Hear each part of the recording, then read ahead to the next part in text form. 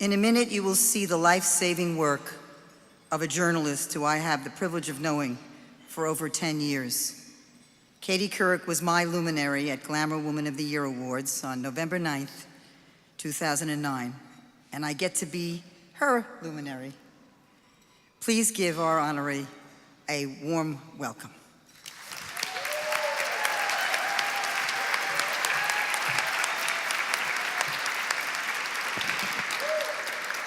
Hi, everyone. Good evening. I am just elated to be here to salute and celebrate the extraordinary work of Worldwide Orphans and of my friend, the equally extraordinary Jane Aronson. I asked her tonight if she was going straight because I've never seen her hair look this way. That was a pretty funny conversation.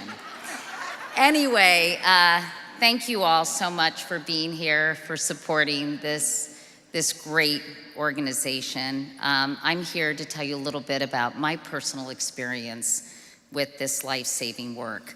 On January 12th, 2010, just before 5 p.m. on the East Coast, a catastrophic earthquake, magnitude 7, hit Haiti. At the time, I was the anchor of the CBS Evening News, preparing to go on the air with our regular broadcast. Details were sketchy at the time, and video had yet to be captured. But the initial reports from the ground made it clear this was unimaginably bad. That evening, I was dispatched to cover the disaster with my producer, Tony Masilis, who is here tonight, as well as a camera crew. We flew through the night, first to Miami, where we refueled, and then on to the Dominican Republic. We waited there for hours until we finally got clearance to fly into the airport in Port-au-Prince. Once there, aside from some deep cracks in the tarmac and a few blown-out windows in the terminal, the airport was eerily quiet. Haiti was in a state of shock and suspended animation, waiting and waiting. I vividly remember the sight of a woman being pushed in a wheelchair, her head covered in bloodied bandages. I didn't know it at the time, but she was one of the lucky ones. She got out alive and had received medical attention. Other than a smattering of news crews, a day into the disaster, very little help, if any, had arrived. And as Haiti is the poorest nation in the Western Hemisphere, most of its people, the ones fortunate enough to not be counted among the estimated 230,000 who had perished, had nowhere to go. We met our fixer, a tall, friendly, wonderful young man named Sebastian, just outside the airport, and immediately got in his car to survey the damage.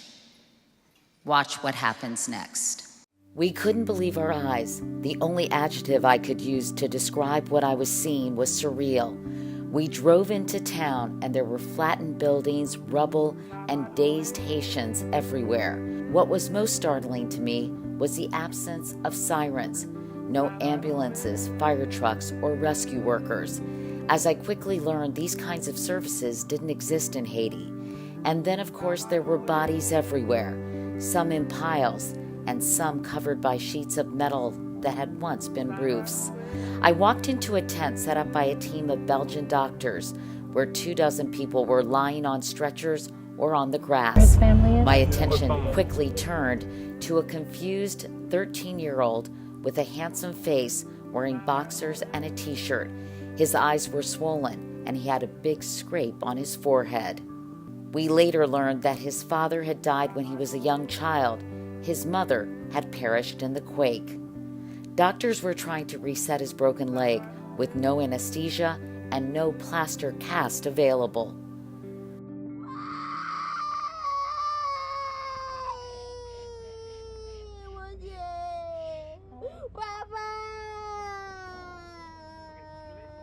Bueno, págale el gusán.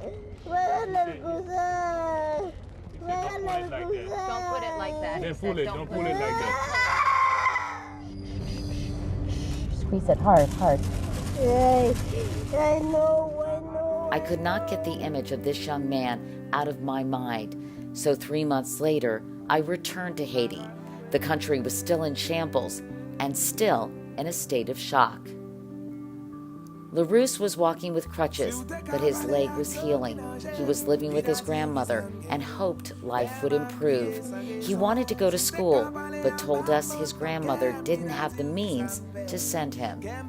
5 years after the earthquake, I was working for Yahoo and sent a producer down to document this anniversary and find out what had become of Larousse.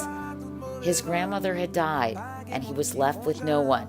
He was living on the street and had been taken in by a woman with 2 young children. He took care of them in exchange for food.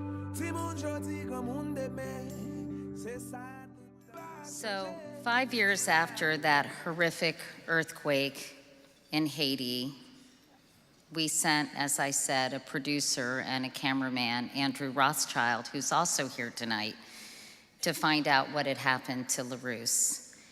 And after that piece ran 5 years later, I felt helpless and, to be honest, pretty hopeless for what was going to happen to this young man. So when you feel that way, who are you gonna call?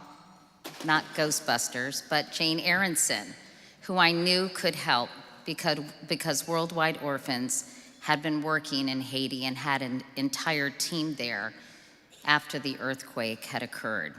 So Jane is here to tell us what happens next in this story. Jane?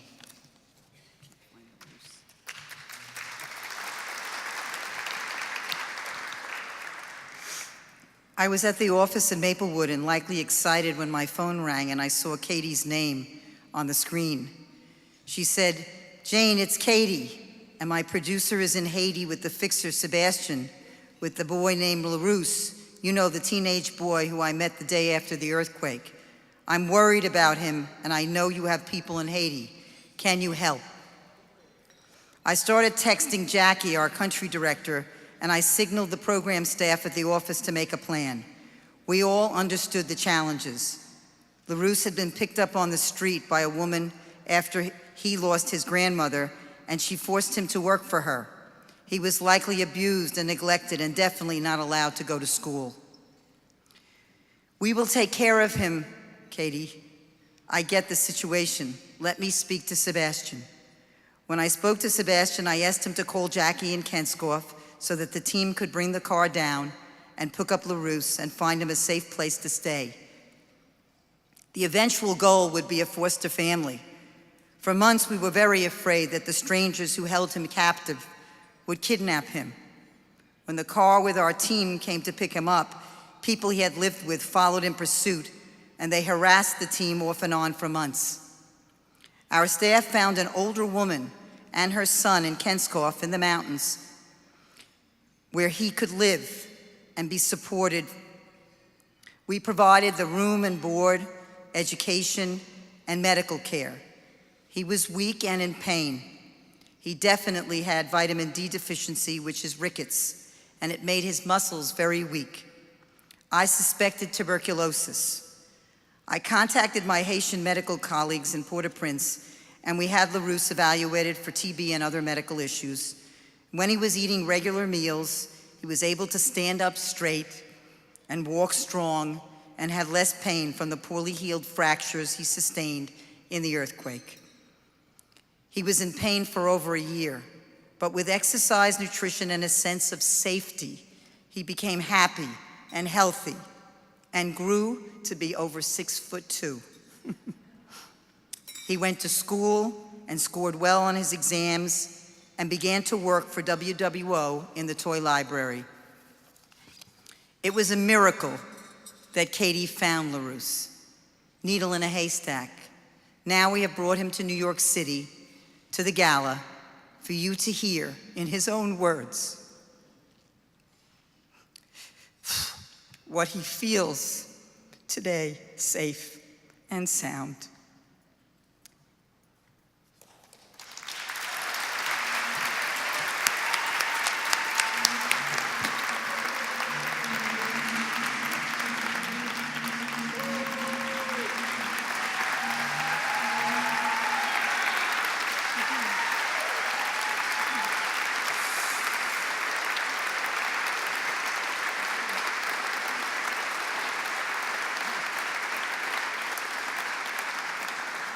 Thank you so much. Good evening, all. The 2000 earthquake was the beginning of a very long and painful time in my life. When I was first recovering in the hospital, I was very lucky to meet an American woman named Katie Couric. We spoke about the loss of my family, and she decided to help me. In 2015, after my grandmother's pass, Katie was there for me again. She told Dr. Jean and WWO about me, and they were about finding me a new and loving family in Kingsgrove. Even 5 years after, the injuries from that were constantly causing pain in my body. Dr. Jean asked Madame Cadeau, director of WWO in Haiti, to take me to a doctor for treatment. Today, I feel no pain. I have become healthy, and I am in a family where I live very well and comfortable. In 3 years, I will graduate high school. As a teenager, I have dreams. I would like to become a civil engineer and a social worker to assist to helping the other children in need like WWO and Katie help me to get where I am now. I will not have been able to do it alone. It's for them I'm asking the support of each of you to continue making changes on the life of children and youth in my country, Haiti. It's for that because I'm going to say thank you to Katie Couric, thank you to Dr. Jane, and thank you to WWO for saving my life. Thanks to all.